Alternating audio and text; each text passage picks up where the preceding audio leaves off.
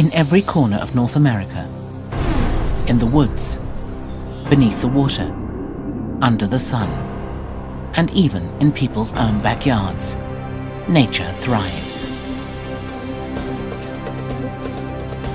The continent is filled with a vast array of creatures, magnificently adapted and beautiful to observe. They enthrall and amaze us whenever we enter their elusive world. But in their world, humans are intruders. And sometimes, if we get too close, an animal's instincts can take over. Prepare to come face to face with North America's deadly dozen.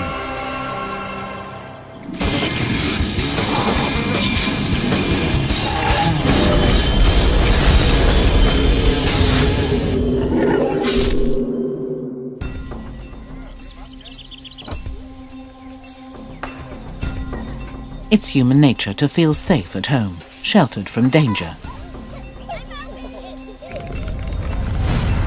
But human homes can also be havens for other species seeking shelter or an easy meal. Over the ages, some of these animals have evolved superb predatory adaptations.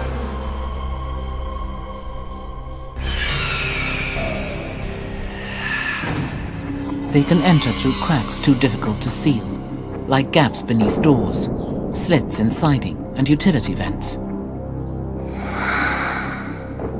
And once inside, they set off to find suitable hunting grounds.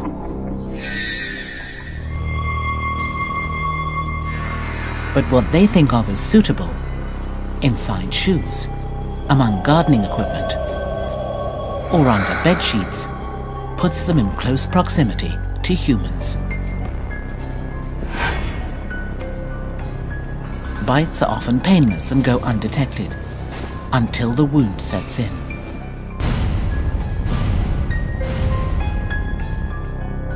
This is a brown recluse spider. Every year they bite thousands of unsuspecting victims. Rooted in the American heartland, they range from Iowa, south to Louisiana, west to Kansas, and east to Georgia. The brown recluse is often distinguished by the dark violin-shaped marking found on its back. It's resilient, capable of withstanding freezing winters in unheated basements and stifling summers in attics, and it can survive for months without food or water.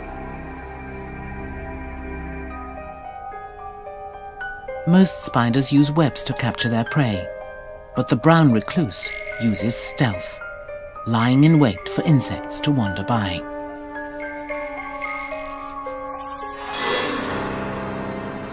With a quick bite, it delivers a venomous cocktail of proteins and enzymes that degrade the prey for easy digestion.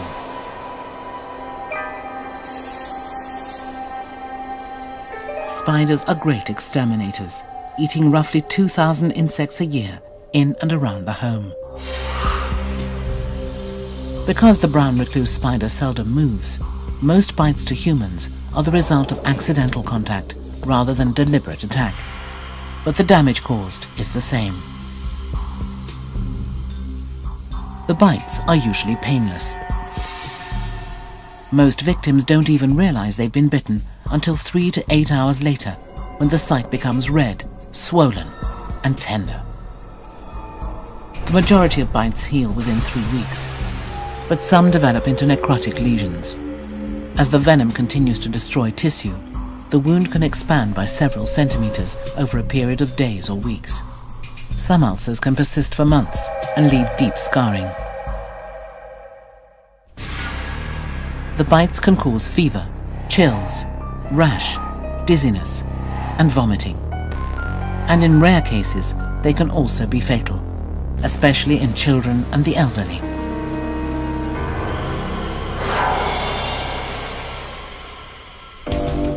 Another venomous creature also lives in American backyards, but this one has wings.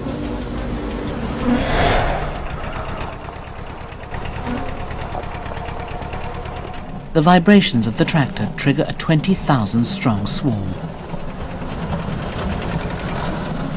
The buzzing grows louder by the second, until all other noise is completely drowned out.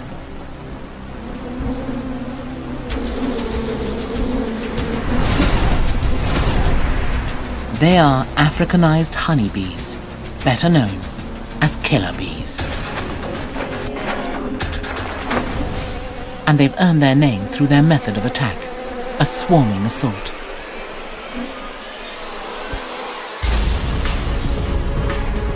This is a defensive behavior designed to protect the hive, its queen, and its young. The killer bee's introduction to North America was the result of human ingenuity gone awry. In 1956, Brazilian scientists eager to create a bee capable of producing more honey began crossbreeding European bees with those found in Africa. But the African bees were notoriously more aggressive.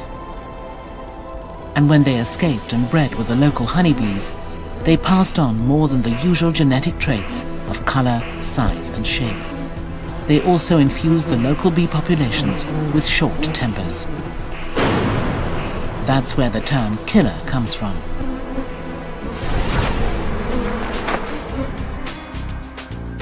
With no natural predators, the new super defensive hybrid flourished. Since 1956, they've bred with local bees and extended their range north at a rate of more than 300 kilometers per year. By 1985, they had reached Mexico. And over the course of the next 10 years, they killed 175 people. Killer bees were first reported in the United States in 1990, dispersing throughout the Southwest and California, and later into the Southeast as far as Florida. Scientists don't know how much further these bees will spread north. Killer bees only attack when threatened. Vibrations, shiny jewelry, and dark clothing appear to raise particular warning signals in the hive and summon defenders. The sting of just one killer bee releases a pheromone or scent alarm that alerts other bees. Soon half the colony, as many as 20,000, can be involved in an assault.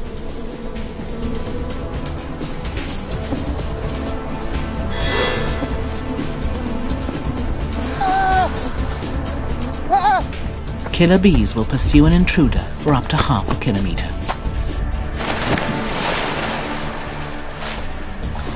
They'll even hover above a refuge, like a pool or lake, waiting for the target to resurface.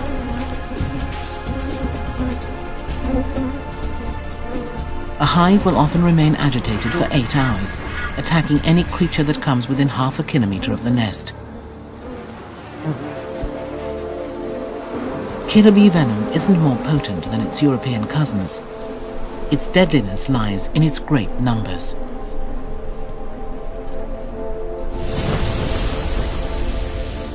Multiple stings can result in anaphylactic shock, a hypersensitivity to venom that causes a constricting of throat muscles, rapid loss in blood pressure, and without medical attention, possible death. But a killer bee's attack is always fatal for one creature, the bee itself. Once the tiny barbs on its stinger stick into a victim, the bee can't fly away without severing its own torso. In the United States, killer bees haven't lived up to the hype. There have been only 15 deaths. But there are other concerns surrounding their proliferation. 1/3 of all food produced in the United States depends on bees to pollinate flowers that turn into fruit, vegetables, plants, and trees. But Africanized bees aren't as effective at pollinating as their European relatives. And if they continue to spread, some evidence suggests that the production of food could be impacted.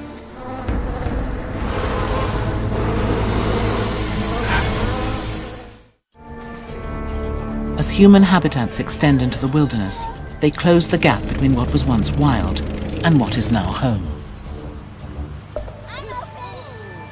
And some creatures that were once remote are now a part of everyday American lives.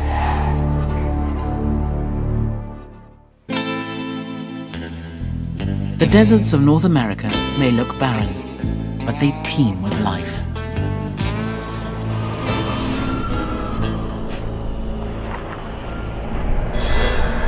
Creatures here have adapted to meet the brutal conditions with weapons that are among the most toxic under the sun.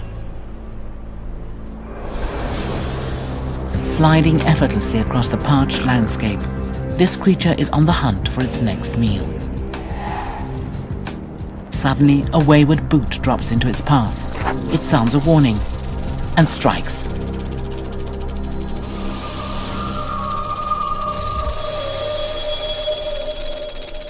This is the western diamondback rattlesnake. Every year, it bites more people in the United States than any other snake.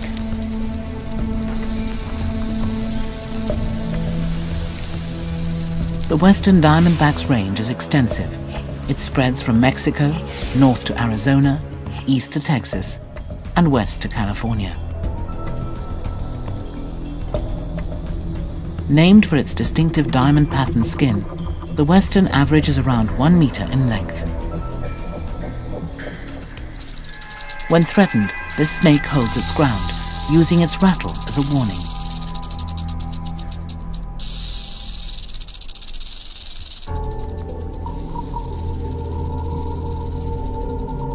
When they're not in use, the rattlesnake's long, movable fangs rest against the roof of its mouth.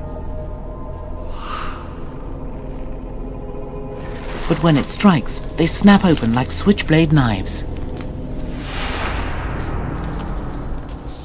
Sacs similar to salivary glands pump the deadly venom through hollow channels like hypodermic needles, forcing the lethal toxins into the victim. The western diamondback's hemotoxic venom breaks down and destroys blood cells and tissue, reducing the ability of the blood to clot and resulting in hemorrhage.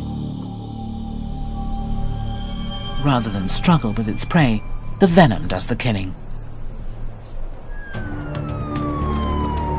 Most bites are painful within 5 minutes, and if left untreated, can be fatal.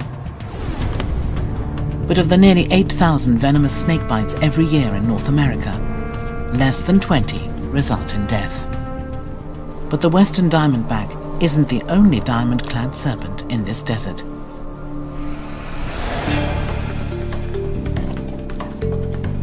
Another rattler also makes its home here. The Mojave rattlesnake.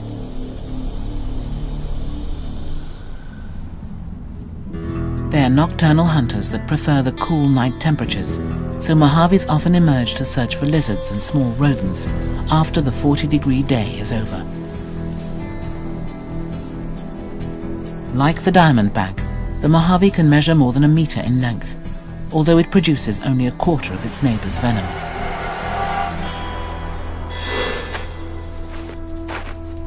But what it lacks in volume, it makes up for in potency. 1 bite can contain enough venom to kill 9 humans.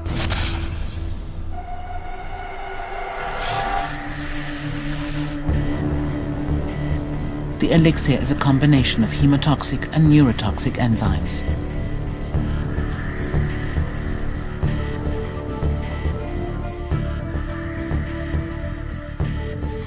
The neurotoxins freeze and kill prey by blocking nerve impulses to the muscles, causing paralysis and ultimately asphyxiation. And the hemotoxins digest and break down the victim's blood and tissue. This snake should never be approached or provoked.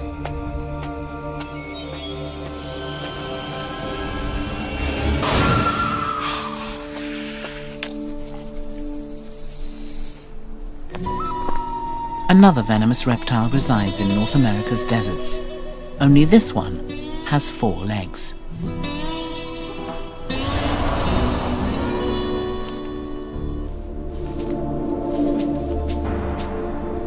To escape the blazing desert heat, it scurries into the cool confines of a suburban garage. There it sits, motionless, for hours. When discovered, it tries to escape. But if it's not left alone, in the blink of an eye, it unleashes its bite.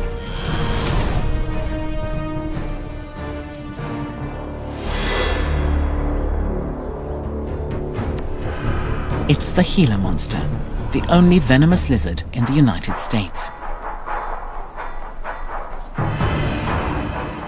Its range stretches across the deserts of Nevada, California, Arizona, New Mexico, and Mexico.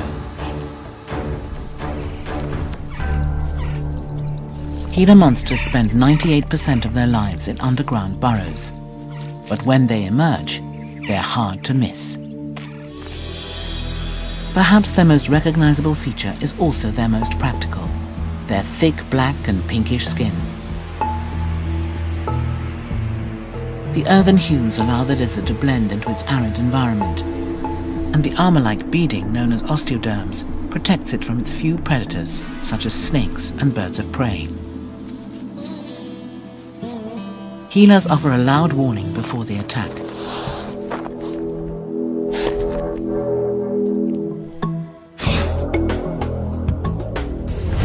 Like rattlesnakes, they can strike with amazing speed.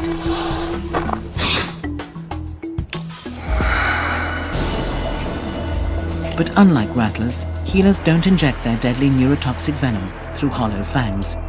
Instead, they latch onto their prey and chew their venom into their victims through vessels in their enlarged, grooved lower teeth.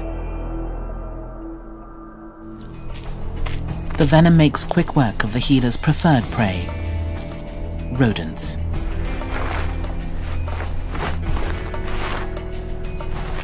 Fortunately for humans, Gila encounters are extremely rare. Envenomations can trigger bleeding, nausea, and severe vomiting, but there's never been a confirmed human fatality.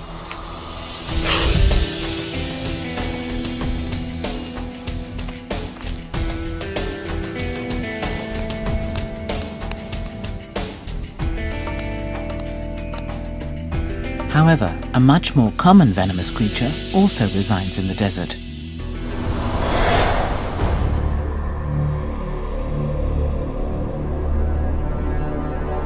She thrives in dark recesses.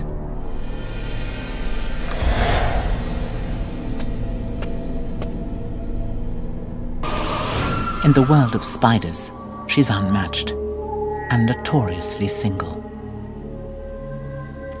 She's the Black Widow, the most venomous spider in North America.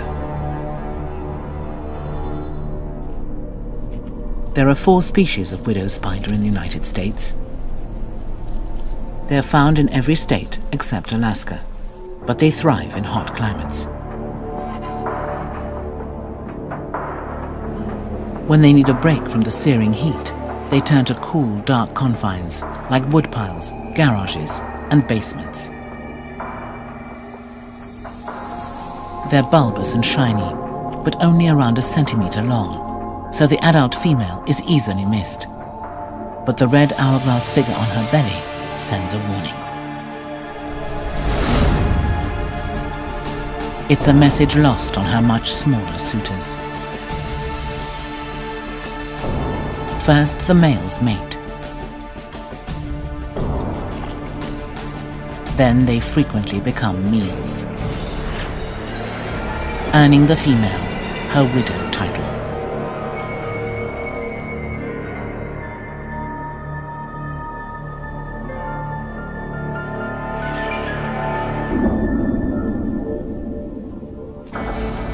Insects are the staples of her diet, but the Black Widow weaves a web strong enough to snare prey as large as mice.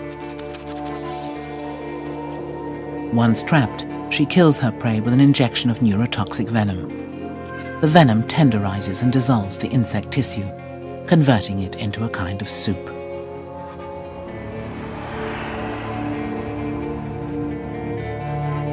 She then jabs her straw-like fangs into the victim and sucks it dry.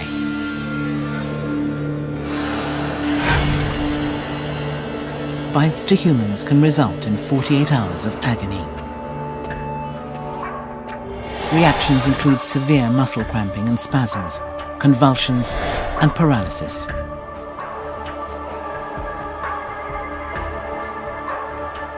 The black widow may be a beauty, but she should be admired from a distance. The creatures living in the extremes of the desert must possess extreme skills to survive, unique predatory adaptations and distinct defensive behaviors that earn them their place among the deadly dozen. But the oceans that surround North America and the lakes and rivers within it also hide some of the continent's most evolved predators. Here we humans are in a different world, completely out of our element.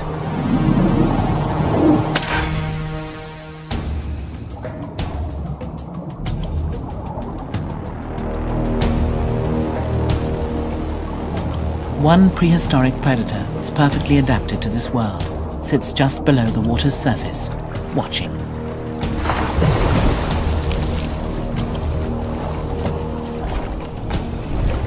Suddenly, its predatory instincts take hold.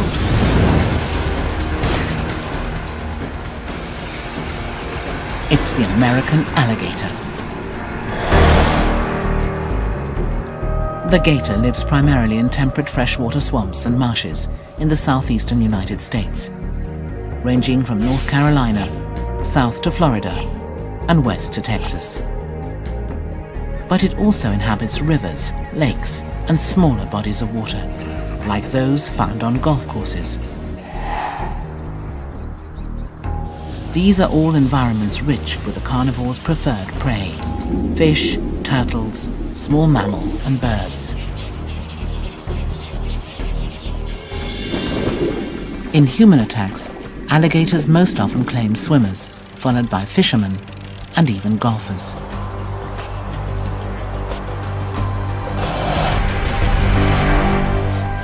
Yet since 1948, there have been only 17 deaths. The alligators themselves are a different story. Once threatened by unchecked hunting and habitat loss, the species was declared endangered in 1967. But in the 20 years following, gators staged a spectacular comeback, and by 1987, they were considered recovered. Now numbering roughly 3 million, they still face habitat loss through new housing developments and golf courses, and any creature this large needs its space. Adult males average 4 meters in length and can weigh close to 300 kilograms.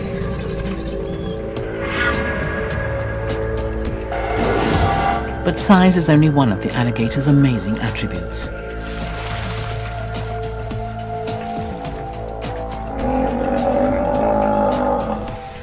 200 million years of evolution has fortified this living dinosaur with a variety of incredible traits. Its well-armored back, embedded with bony plates called osteoderms, or scutes, makes it virtually impenetrable. While nostrils located at the end of its long snout and eyes set on top of its head enable it to remain undetected while the rest of its body is fully submerged. Alligators can stalk their prey for hours, but an attack takes only seconds.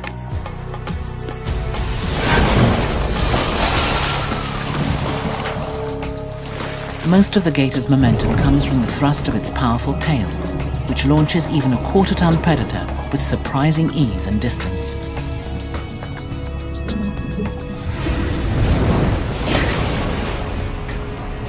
But an alligator rarely kills prey with its initial attack. Instead, it often locks onto its victim and drags it underwater. Then, once submerged, the alligator begins its death roll. The furious spinning disorients, dismembers, and ultimately drowns its prey.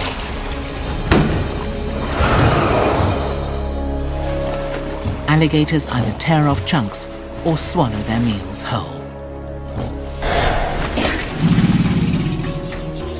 Prey too big to swallow can remain in the gator's mouth until it deteriorates. So if the initial attack doesn't kill, the subsequent infection could.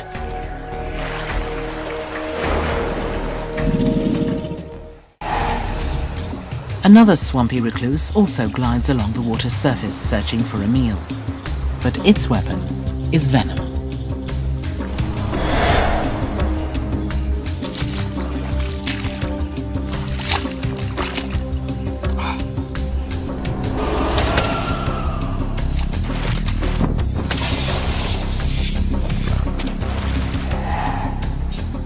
It's one of the most famous symbols of the North American swamplands. Some people call them water moccasins, others cottonmouths. Found only in the United States, cottonmouths range from southern Virginia to Florida, east to Texas, and north to Missouri. On average, they measure about 1 meter long, but have been known to reach almost 2 meters, with a diameter as large as a man's arm.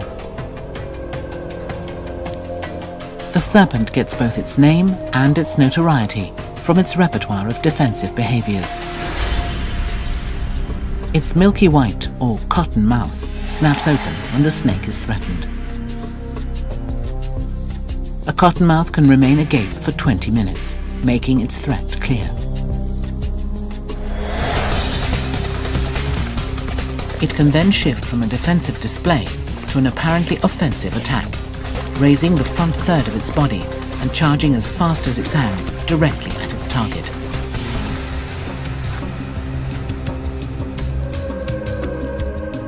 But this is a bluff. The snake changes course at the last minute. However, if you continue to provoke a cottonmouth, it will strike. And that's where the true danger lies. Its toxic bite digests its prey from the inside out.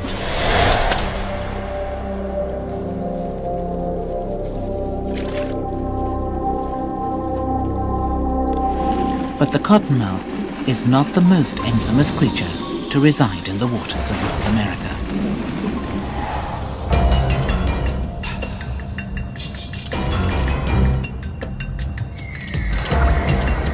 It has the girth of a buffalo, the appetite of a grizzly bear, and the stripes of a tiger. And when it strikes with phenomenal power.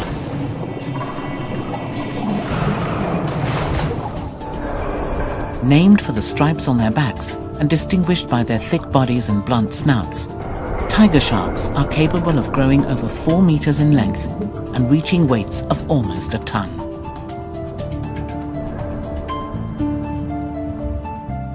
Mostly warm water predators, tiger sharks frequent the coastal waters around the Americas.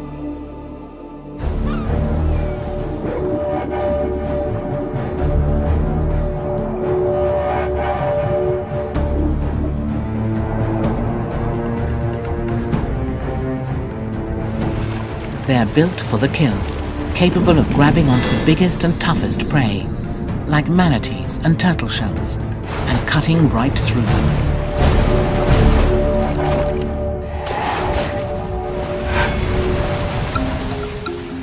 But what makes them successful is that they'll eat almost anything, living or dead.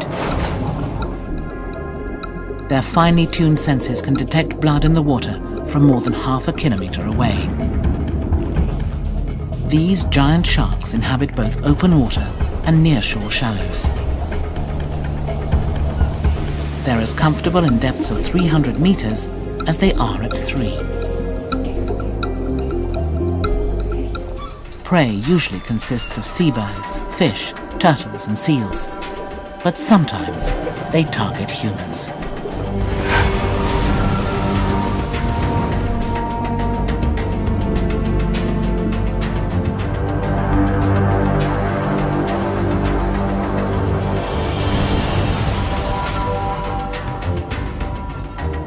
Since record-keeping began, over 80 people have been attacked, nearly 30 fatally.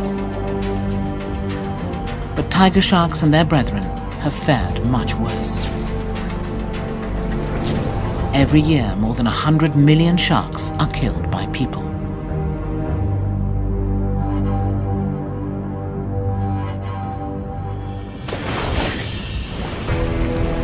The watery world below the surface is ruled by the creatures that inhabit it and can be dangerous for humans.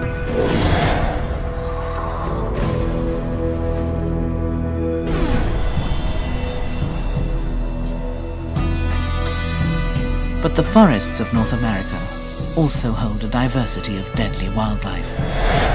Animals that have survived for millions of years. And they no longer live in seclusion.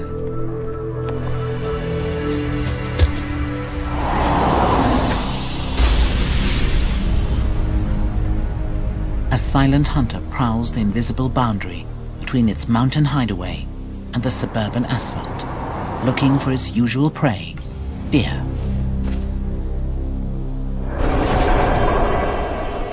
Then suddenly, a jogger enters its field of vision. A primal impulse triggers, and the predator explodes into action.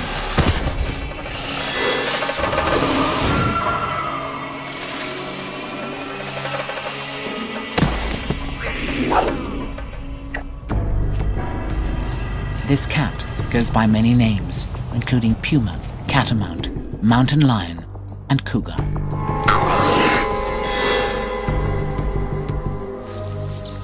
It's one of nature's most perfectly engineered predators.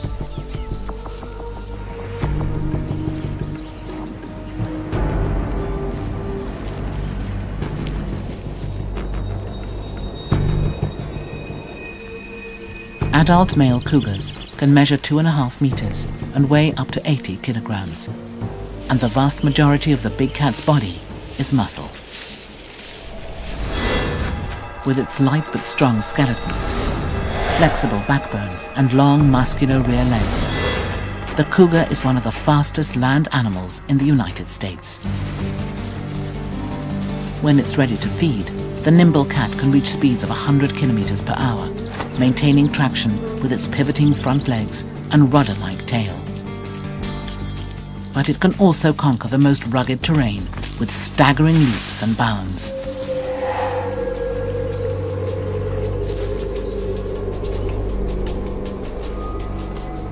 Cougars are ambush hunters. They patiently stalk their prey and then attack.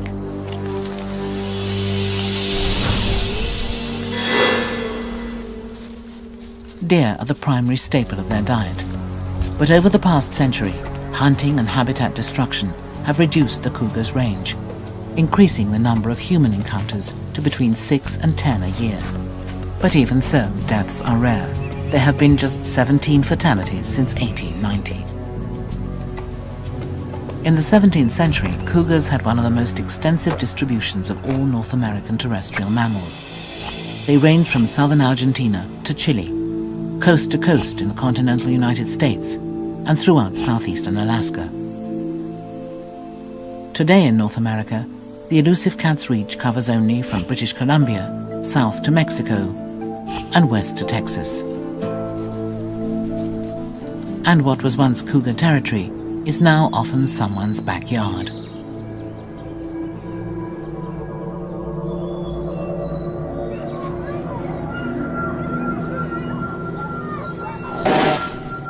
But another, much smaller predator also lives in the forest, lying perfectly still and waiting.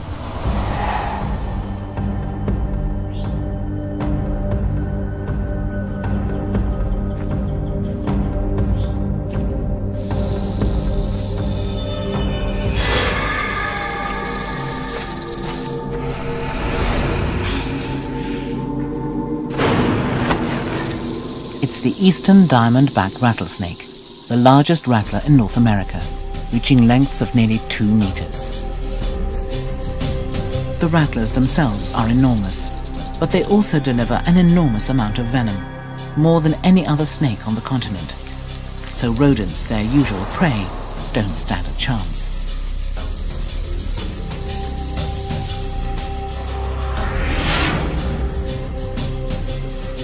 Keeping a safe distance is critical to survival. Large eastern diamondbacks can strike from more than a meter away, One bite delivers a complex blend of hemo and neurotoxins capable of killing a human within hours. The eastern diamondback's range extends from the Carolinas down to Florida, and as far west as the Mississippi River. But this rattler's realm isn't limited to the mainland.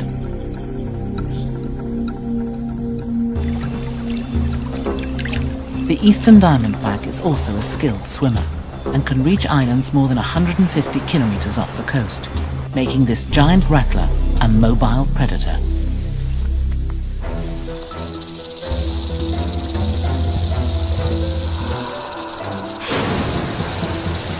North America is home to a wealth of magnificent and deadly predators.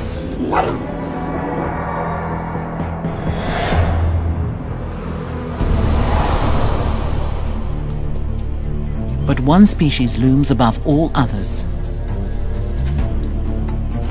Its massive size and explosive power make it one of the most impressive and fearsome creatures on the continent. I see this animal coming at us.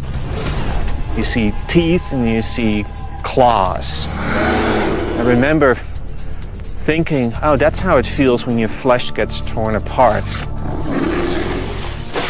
And you're starting to realize you're getting attacked by a bear. A grizzly bear. The grizzly bear is one of the largest land carnivores in the United States. Females can weigh as much as 200 kilograms, while males have been known to reach up to half a ton. Already a formidable presence at 1.5 meters tall on all fours, male grizzlies tower to heights of almost 3 meters when standing to survey the terrain. Despite its intimidating dimensions, the bear is an omnivore that spends much of its time feeding on insects, fish, berries, and nuts. When it does feed on large mammals, it's usually deer and elk. Once these massive mammals could be found throughout the mountainous regions of the western continental United States, Alaska and Canada. But today, human encroachment has drastically reduced the grizzly's domain and its numbers. Now only 50,000 grizzlies roam Alaska and Canada, and less than 1,000 are found in pockets of the lower 48 states, including Wyoming, Idaho, Washington, and Montana. Montana was the site of the attack on Johann and Jenna Otter.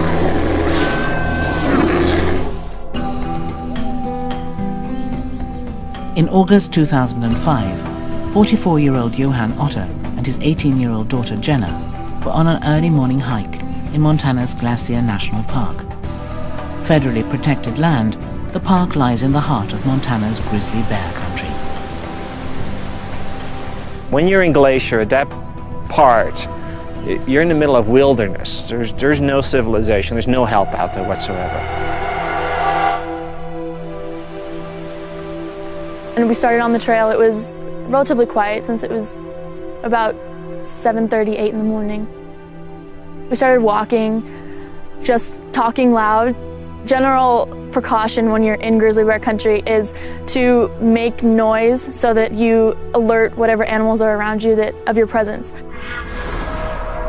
And it was about 2 hours into our hike when we came around a blind corner, and coming the opposite direction was a mother grizzly bear and 2 cubs. And we just kind of hit face on at about 6 feet away. And she takes 2 steps back and says something like, "Oh no." And suddenly I see this animal running at me, and it bites me in the back of my thigh. It starts moving around like you're a rag doll. Trapped between a raging bear and a 9-meter drop, Johann made a life and death decision. I have to get into safety, and I basically dive up the trail into some bushes, about 20 feet below. Safe but badly battered, the father called for his daughter. "Gemma, come down here, it's safe down here." I don't think Jen ever hurt me. But the grizzly did. I remember still seeing the bear popping its head up, looking down at me, and just running down. And this animal has incredible speed. Despite their enormous size, grizzlies are faster than an Olympic runner. They can sprint almost 50 meters in as little as 3 seconds and gallop for up to 3 kilometers at speeds of 55 kilometers per hour.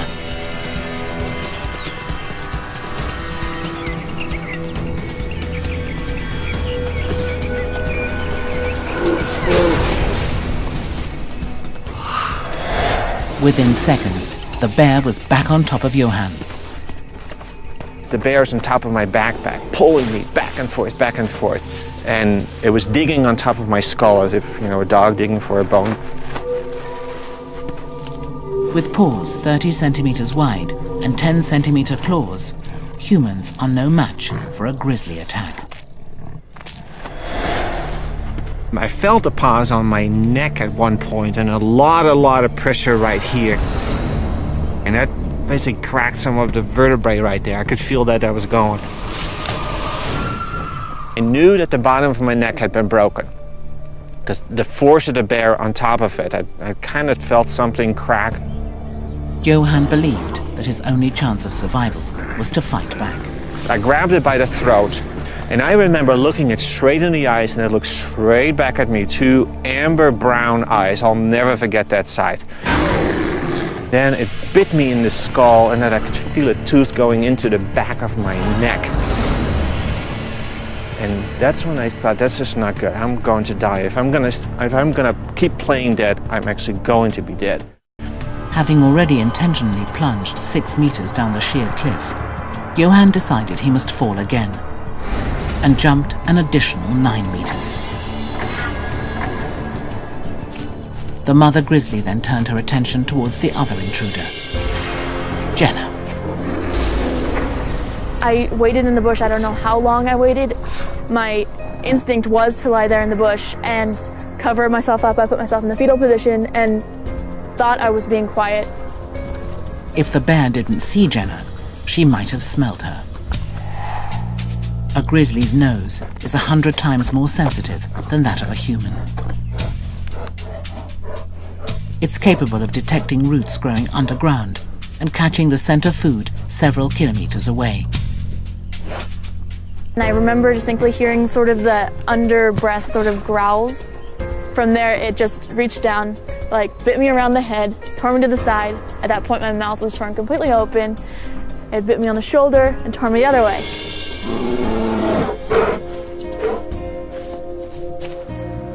Grizzly bears will often run away as soon as they detect humans. But if they're surprised, they may attack. Over the past century, black bears and grizzly bears together have killed just 133 people in North America. It's believed that encounters with cubs, like Johan and Jenna's, trigger the female grizzly's maternal instinct. Mother bears will react aggressively if they sense their vulnerable cubs are in danger. But once the bear is convinced the danger has passed, it will probably disappear into the wild, leaving the intruders behind. So in most instances, playing dead is the best response. It kind of looked at me over, sort of saw that I was bloody and I wasn't moving, not a threat to its cubs, and just walked off. Yeah. Jenna and Johan estimate that their combined attack lasted less than 5 minutes. Discovered by a passing hiker, they were airlifted to Seattle, Washington for emergency medical attention. I just couldn't move my arm. It was because the bite had gone down to the bone. And my head felt really bloody and caked with blood because there were some gashes in there from it biting around my face. And I was so lucky. But her father was not. They had to take care of approximately 28 wounds. I believe there were 6 different vertebrae that were broken. 2 ribs broken on one side, 1 rib on the other side. Also, the bear's claws must have hit me in the eye. Also, the clawing of the bear on my head, it took off 60 to 80% of my scalp. I lost half my blood while I was on the mountain. Also, I broke something in here, broke my nose. 4 weeks and 6 operations later, Johan was finally released from the hospital. And with Johan and Jenna's scars comes a newfound respect for one of North America's deadliest species.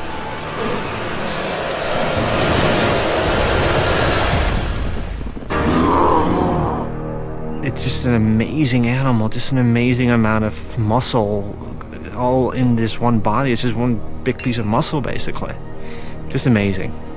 I don't feel any ill will towards a grizzly bear, just grizzly bears in general, or the particular grizzly bear that attacked us at all. It was doing what it naturally does.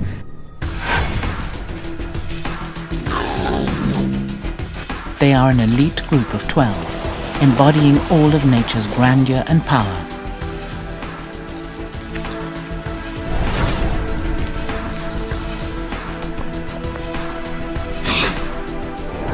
They have thrived with a vast array of survival skills and defenses.